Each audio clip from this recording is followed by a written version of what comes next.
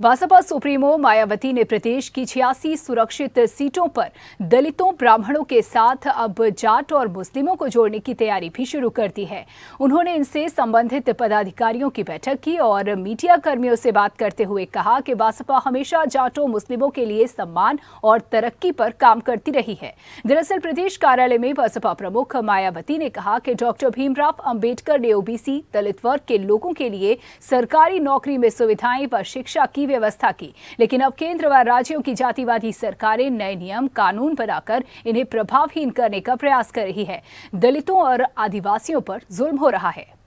आप लोगों को ओबीसी वर्गों के बारे में ये मालूम होना चाहिए कि आज यूपी सहित पूरे देश में अति पिछड़े वर्गों के लोगों को विशेषकर शिक्षा एवं सरकारी नौकरियों आदि में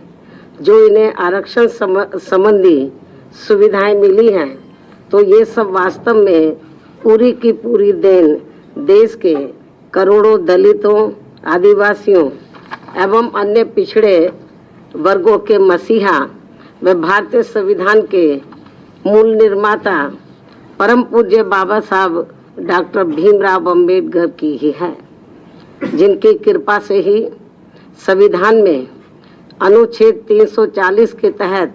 इनको ये सुविधा देने के लिए तब फिर कमीशन बना। लेकिन इस मामले में अति दुख की बात ये भी रही है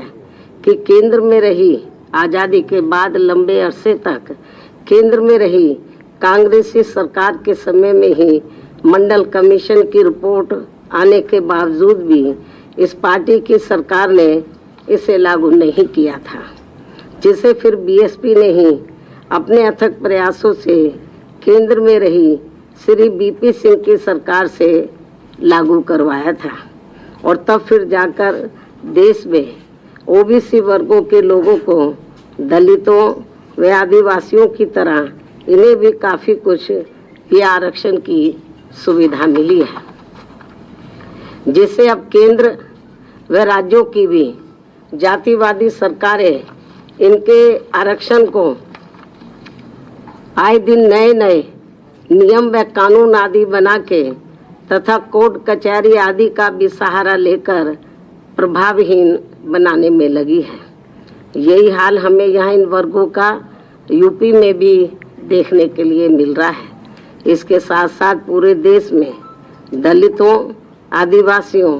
व अन्य पिछड़े वर्गों के लोगों के साथ हर स्तर पर हो रही जुल्म जाति भी अभी तक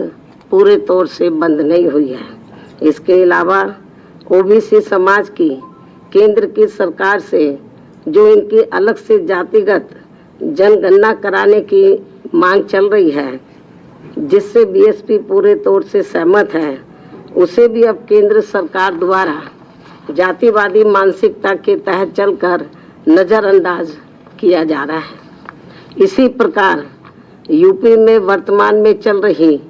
भाजपा सरकार में हमें धार्मिक अल्पसंख्यक समाज में से खासकर मुस्लिम समाज के लोग भी हर मामले में व हर स्तर पर काफ़ी ज़्यादा दुखी नजर। अगर आपको हमारा वीडियो पसंद आया हो तो हमें लाइक करें, सब्सक्राइब करें और ज्यादा से ज्यादा शेयर करें। और हाँ, बेल आइकॉन दबाना ना भूलें ताकि हर खबर का अपडेट आप तक पहुंचे तुरंत। आप हमें इंस्टा, ट्विटर और फेसबुक पर भी फॉलो कर सकते हैं। हमारी आईडी है @JMT News।